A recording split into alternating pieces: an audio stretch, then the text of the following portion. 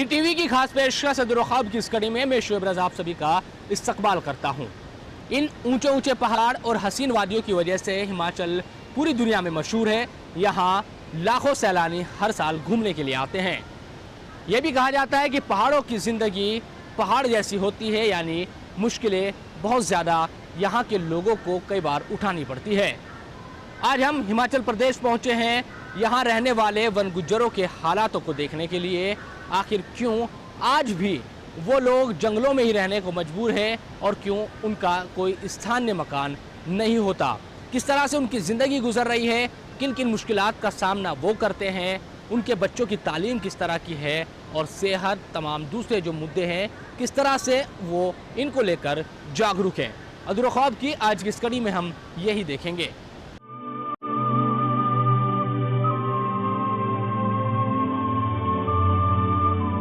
आधुनिकता की चकाचौंध में जब हर इंसान खुद को रोशन करने की कोशिश में लगा हो, दिन रात तरक्की के ढोल पीटकर जब सियासत की रोटियां सेकी जा रही हो, उस दौर में क्या कोई इस बात पर यकीन कर सकता है कि आज भी हजारों लोगों की जिंदगी पहाड़ों के घने जंगलों के दरमियान बने मिट्टी के डेरों में बीत रही है, जहां ना पानी है, ना बिजली, ना स्कूल और ना ही अस्पताल की सहूलियत। ये लोग आज के दौर में भी आदिम काल की जिंदगी जी रहे हैं। हिमाचल प्रदेश के हुस्न को देखने तो दुनिया भर से सैलानी आते हैं, लेकिन इन लोगों की जिंदगी में संजीदगी के साथ किसी ने कभी भी झांक कर नहीं देखा। ये है हिमाचल प्रदेश के कई इलाकों में हजारों की तादाद में बसे मुस्लिम वन गुज्जर। सदियां गुजर गई, अंग्रेजों की हुकूमत गए 6 दशक से ज्यादा बीत गए, लेकिन इतने लंबे कालखंड के बाद भी इन लोगों के सिर पर एक अदद छत भी मैसर नहीं है। हिमाचल प्रदेश में ऐसे हजारों मुस्लिम वन गुज्जर हैं जो आज भी 6 महीने पहाड़ की तलहटी में गुजारते हैं, तो वहीं 6 महीने पहाड़ की चोटियों पर। इन लोगों का आज भी अपना कोई मकान नहीं है। गर्मी हो या सर्दी या फिर बरसात, जिंदगी की जद्दोजहद हमेशा जारी रहती है। मुस्लिम वन गुज्जरों की कई कई नस्लें बीत गई, लेकिन आज भी एक अदद छत की इन लोगों को तलाश है। हिमाचल प्रदेश में ऐसे लोगों की बड़ी तादाद है जो घुमंतु गुज्जर है। ये लोग पूरे साल एक जगह नहीं रहते, क्योंकि इनका मुख्य पेशा मवेशियों को पालना और दूध बेचना है। ये लोग शुरुआत से ही यही काम करते आए हैं और आज भी इनका यही काम जारी है।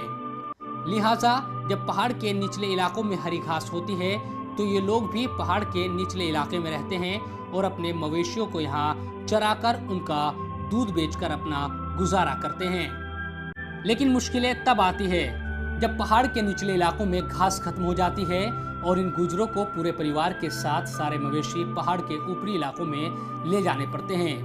एक जगह से दूसरी जगह जाने में किस तरह की तकलीफ का सामना करना पड़ता है, हिमाचल प्रदेश के निरुआ में रहने वाले वन गुज्जर मोहम्मद शफी इस बात को बताते हुए कहते हैं कि चाहे चलने का मामला हो या फिर 6-6 महीने बाद जमीन छोड़ने का मामला, मुश्किलात हर जगह है।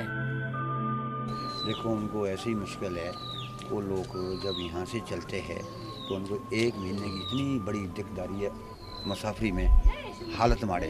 हम लोग तो यहाँ गाड़ियों में सफ़र करके भी थक जाते, गाड़ियों में जाएंगे, जहाँ कच्चा रोड हो गया तो वहाँ के लिए भी गाड़ियों के हमारी मुश्किलात में आ जाएंगे। तो जब वो लोग पैदल जाते हैं, उनके तो पैरों में छाले भी आ जाते, फट जाते हो और हालत मारे हो जाती है। और फिर साथ में जो डंगर होता है, एक एक डंगर को एक एक रात के लिए 2-2, 300-300 रुपया लगता है, जैसे होटल में रोटी खाने के लिए लगता नहीं आदमी को। और उनको डंगरों के लिए, घास के लिए, एक डंगर के पीछे 200 रुपया एक रात का, 200 रुपया दिन के लिए, उधर अपने परिवार के लिए भी। अब परिवार में आदमी होए, डेरे में 8 और 10, 15 आदमी भी होए, तो उनके पास कोई ऐसा साधन नहीं है जो कहीं ज़मीन से ले आएंगे। उनको तो सीमन पीछे धागा भी खरीद के, हर चीज़ खरीद के, नमक, पानी, मिर्च, सब चीज़ खरीद के, उनको बहुत बड़ी समस्या है। जो लोग 6 महीने अलग जगह और 6 महीने दूसरी जगह जंगलों में मजबूरी के चलते बिताते हैं, उनके खुद के हालात, बच्चों की तालीम के हालात, उनकी सेहत के हालात कैसे होंगे, ये अंदाज़ा लगाना मुश्किल नहीं। जब इंसान के पास जंगल में रहने के सिवा कोई दूसरा चारा ही ना हो, शिक्षा, सेहत और रोजगार जैसी बुनियादी ज़रूरतों से जब इंसान कोसों दूर हो, तो इसे जीवन स्तर की न्यूनतम शर्त नहीं कहा जाएगा तो और क्या कहा जाएगा। इनकी जीवनचर्या आज भी घास पत्ती लाने और जानवरों को पालने तक ही सिमटी हुई है। घास फूस से बनी झोपड़ियों में रहते हुए इन पर एक तरफ जंगली जानवरों का हमेशा खतरा बना रहता है, तो दूसरी तरफ कड़े वन कानूनों के चलते अक्सर वन विभाग का निशाना भी इन्हीं वन गुजरों की तरफ रहता है। कुछ साल पहले राष्ट्रीय अल्पसंख्यक आयोग के सामने अपना दुखड़ा सुनाते हुए वन गुजरों ने अपनी हालात का जो जिक्र किया था, उसको सुनकर उस वक्त आयोग के अध्यक्ष वजाहत हबीबुल्लाह ने टिप्पणी की थी कि आज़ादी के इतने सालों बाद भी इतने बड़े समुदाय को समाज की मुख्यधारा से विमुख करने का काम किसी भी सरकार के लिए लानत का विषय है। हिमाचल प्रदेश में निरुआ में ही रहने वाले वन गुजर अब्दुल सत्तार कहते हैं कि तमाम समस्याओं की जड़ अपनी कोई जमीन न होना है। जमीन न होने की वजह से इन लोगों को अपने मवेशियों को पालने के लिए दर दर की ठोकरें खानी पड़ती है। अपना मकान या जमीन होती तो वन गुजर जंगलों में क्यों भटकते। वो इसलिए करते हैं ना कि उनके पास ज़मीन तो है नहीं। अगर तो वो एक जगह में वो होते, उनके पास ज़मीनें होती या ठिया एक जगह में होते, उनके पक्के मकान होते जैसे आम लोगों के हैं, तो वो यानी ज़मीनें भी लगाते और ज़मीन से गल्ला उगता जो भी चीज़ें होती तो वो अपना गुजारा कर लेते। तो ज़मीन तो उसके पास है नहीं, तो पशु जो है वो गर्मी में फिर नीचे नहीं रह सकते। इस वजह से उनको जंगल टीर आना पड़ता है, पशु की मजबूरी की वजह से, घास की प्रॉब्लम की वजह से, क्योंकि चारा नहीं है ना, चारे की प्रॉब्लम से वहाँ आते हैं। मुश्किलाती तो ये सारी है। अगर तो ज़मीन होती तो उनके बच्चे भी पढ़ जाते वहाँ, क्योंकि अपना ठिया बनाते, मकान बनाते, वहाँ स्कूल की सुविधा होती और पानी की भी सुविधा होनी थी वहाँ, तो उनको जो है तो हर चीज़ें वहाँ मुहैया होनी थी। तो फिर वो जंगल में क्यों जाते, वो तो पशु भी अपने गुजारे के रखते, जिससे उनके चाय का खर्चा चलता, बाकी रोज़ी कमाते, ज़मीन कमाते अपनी। ये नहीं हो पाए, इस वजह से इस प्रॉब्लम से ऊपर जाना पड़ता है। तो मुश्किलें कई हैं, लेकिन ये लोग संघर्ष कर रहे हैं। कोशिश यही है कि किसी भी तरह की मुश्किल से हौसला ना टूटे। अधूरा ख्वाब में वक्त हो चला एक छोटे से ब्रेक का। ब्रेक के बाद भी अधूरा ख्वाब की कड़ी जारी रहेगी।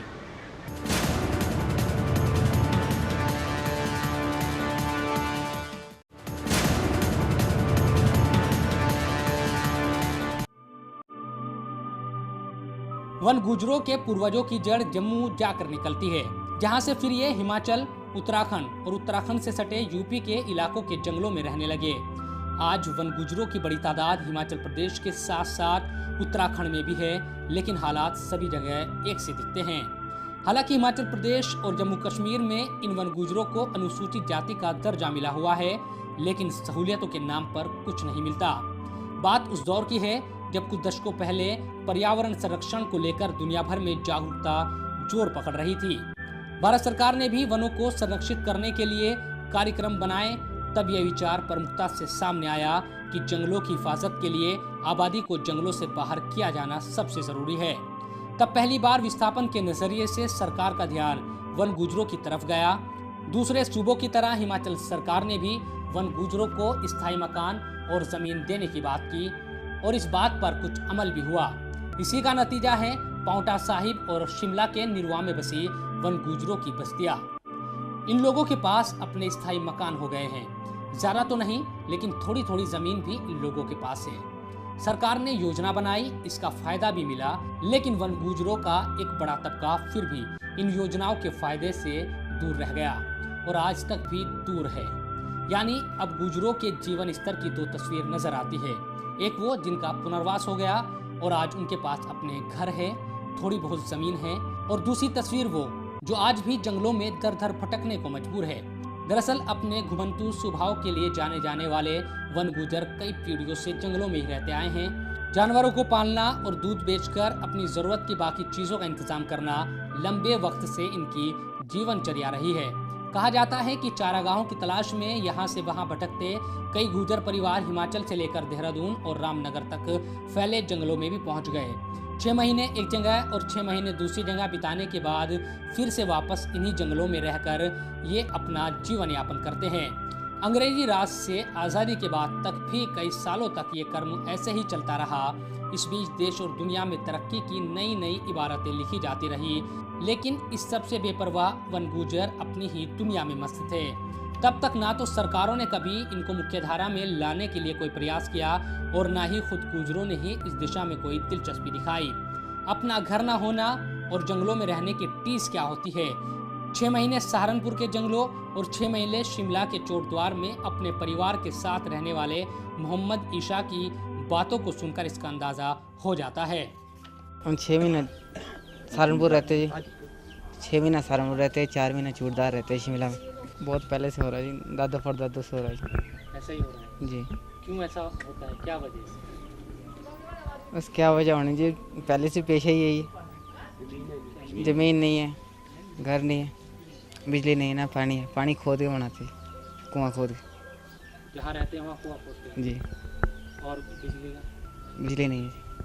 अंधेरे में रहते हैं। जी, क्या काम क्या होता है, क्या चीज़ है? काम कुछ नहीं जी, बस अपना डंगरों का काम है जी, भैंसों का।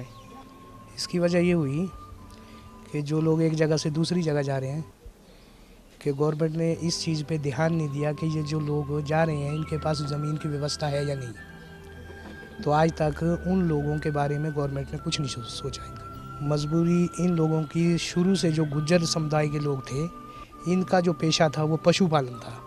तो उनका जो गुजर होता था वो पशु के पीछे होता था और उनका परमिट होता था। जैसे परमिट के आधार पर वो नीचे भी जाते थे और ऊपर टीर भी आते थे। आज तक वो इसी आधार पर चल रहे हैं, लेकिन उनकी कुछ समस्याएं गवर्नमेंट के पास गई भी थी। कुछ लोग लखनऊ में भी गुज्जर कुछ गए, उन्होंने वहाँ भी मांग रखी सरकार के साथ। तो सरकार ने कुछ लोगों को उसमें से ज़मीन दे दी, जो अभी उसमें कुछ बसे भी हैं। लेकिन बहुत से लोग अभी भी ऐसे ही हैं जो गुमंत हुए, उनके बच्चे भी इसी वजह से जंगलों में अनपढ़ रह गए और उनको ज़मीनों का बंदोबस्त भी अभी तक कुछ नहीं हुआ। तो अधूरा ख्वाब में एक और छोटे से ब्रेक का वक्त हो चला है। ब्रेक के बाद भी अधूरा ख्वाब की कड़ी जारी रहेगी।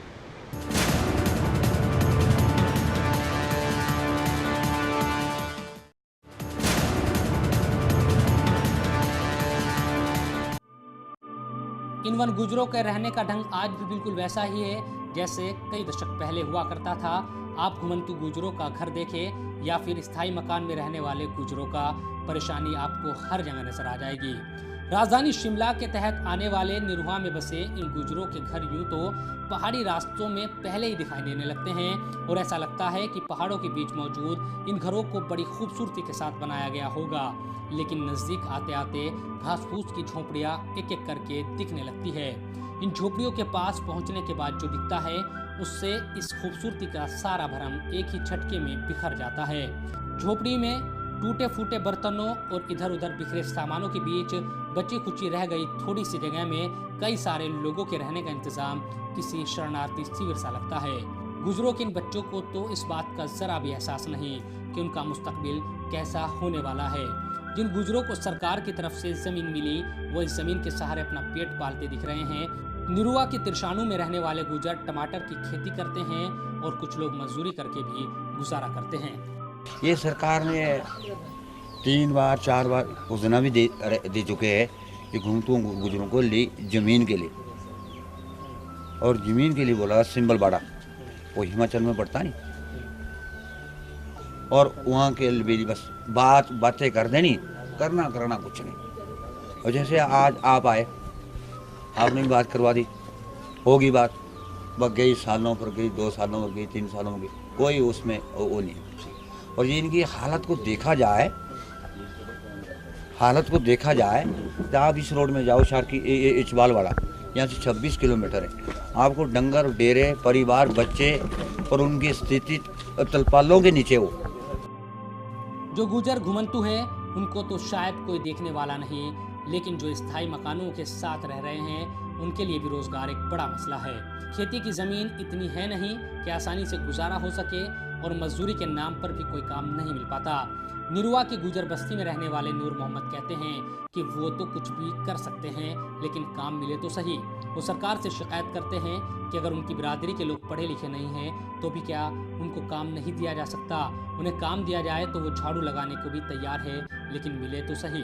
हमें कोई भी रोज़गार नहीं मिला जी। अनपढ़ के लिए भी बहुत रोज़गार है जी। PWD में काम कर सकते हैं, हम फॉरेस्ट में काम कर सकते हैं जी, हम IHP में काम कर सकते हैं जी। हमें कोई नहीं दिया ऐसा जी। दफ्तर में झाड़ू लगा सकते हैं, हम अनपढ़ लोग हैं तो हमें झाड़ू लगाने के लिए भी कोई नौकरी नहीं मिली है जी। नहीं जी, हमें कोई रोज़गार नहीं। कई बात हमने मंत्री साहब से बात कर ली कि हमें भी ऐसा रोज़गार दिया जाए जो अनपढ़ लोग हैं, हमें नहीं दिया अभी तक। क्या करते हैं आप लोग यहाँ, क्या चीज़ है? खेती बाड़ी करते हैं जी, ज़मीनें बहुत कम है। पहले होगी हमारे पास 20 बीघा ज़मीन भी होगी हमारे दादा के पास, फिर हमारे बाप के पास वो 5 बीघा आ गई होगी, हम उसके बाप के हम 6 हो गए, 6 की हमारे पास 1-1 बीघा ज़मीन आ रही है। और जो घुमंतू है उनके पास तो ज़मीनें है ही नहीं है जी, बिल्कुल भी नहीं है जी। उसमें वो सरकार का चारा होता है, सरकार से परमिट होते हैं। जैसे यहाँ हमारी ज़मीनें, आपकी ज़मीनें, तो सरकार ने इसमें चारे के ये पैसे लेते, चरान का पैसा लेते, मसूल बोलते उसको, मसूल वो लेती है सरकार। अच्छा, हिमाचल में आप एसपी में से, हाँ, कुछ सुविधाएं मिलती है सरकार की तरफ से, कुछ चीज़ें होती है क्या? ना ये इनको घूमते हुए गुजरों को कुछ नहीं मिलती, कोई साधन नहीं मिलती इनको, कोई बिजली नहीं, पानी नहीं, फलाना नहीं, दाना नहीं, इनको तो किसी किलो चीज़ की सामान नहीं मिलती। घुमंतू और स्थायी वन गुजर यानी गुजरों में भी दो श्रेणी बन गई है। इसे विसंगति ही कहा जाना चाहिए कि समाज की मुख्यधारा से बहुत पहले से ही कटे हुए ये गुजर परिवार अब अपनी ही बिरादरी वाले पुनर्वासित गुजरों से भी कई मायनों में पिछड़ चुके हैं। ऐसे में इनके पुनर्वास को लेकर की जा रही देरी इन्हें और भी पीछे धकेल देगी। पुनर्वासित गुजरों की बस्तियां और जंगल में रहने वाले गुजरों के डेरों का सूरत हाल देखने पर साफ पता चलता है कि पुनर्वास हो जाने और पुनर्वास न होने के चलते एक ही समुदाय के लोगों के जीवन स्तर के बीच एक ऐसी लकीर खींच चुकी है जो लगातार लंबी होती जा रही है। नतीजा यहाँ तक सामने आ रहा है कि अब इन लोगों में स्थायी मकान वाले गुजरों की शादियाँ स्थायी मकान वालों के यहाँ ही होती है। हालात ये हो गए हैं कि स्थायी मकान वाले गुजर अपनी बेटों की शादियाँ घुमंतू गुजरों के यहाँ नहीं करते, यानी जमीन होना और ना होना इस बिरादरी में एक लकीर खींच रहा है और एक ही समाज दो श्रेणियों में बढ़ता दिख रहा है। इन लोगों की जिंदगी यही है जिसमें आधुनिकता की कोई चकाचौंध नजर नहीं आती। देश की राजधानी दिल्ली हो या फिर हिमाचल की राजधानी शिमला, वादा हर जगह से यही होता है कि विकास का फायदा देश या प्रदेश के आखिरी इंसान तक पहुंचेगा। लेकिन इन लोगों की हालत को देखकर तो नहीं लगता कि सचमुच सरकार ने इनकी जंगलों की जिंदगी खत्म करने की संजीदगी से कोशिश की होगी। जिस दौर में हिंदुस्तान की तरक्की के चर्चे दुनिया भर में हो रहे हो और देश के कई राज्यों में स्मार्ट सिटीज बनाने का ऐलान किया जा चुका हो, उसी दौर में हजारों लोगों के सर पर आज भी अपनी छत नहीं है।